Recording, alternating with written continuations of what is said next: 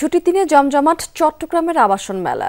বেলা গড়ানোর সাথে সাথে ভিড় জমাচ্ছেন ক্রেতা দর্শনার্থীরা। বিভিন্ন প্রতিষ্ঠান দিচ্ছে বিশেষ ছাড়, তবে দাম নিয়ে এক ধরনের অসন্তুষ্টি রয়েছে অনেক ক্রেতাদের মাঝে। তারা বলছেন যে দাম হাঁকা হচ্ছে এখন একটু বেশি। 4 দিনের এই আয়োজনে রয়েছে 42টির মতো স্টল। প্রকল্প প্রদর্শন করছে বিভিন্ন আবাসন প্রতিষ্ঠানগুলো। ঋণ সুবিধা দিতে মেলায় অংশ নিয়েছে বিভিন্ন ব্যাংক এবং আর্থিক প্রতিষ্ঠানগুলো।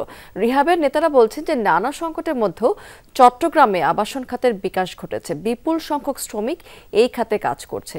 আবাসনের দিকে আগ্রহ বেড়েছে অনেক, তাই আবাসন মেলায় উৎসাহ উদ্দীপনার কমতি ছিল না।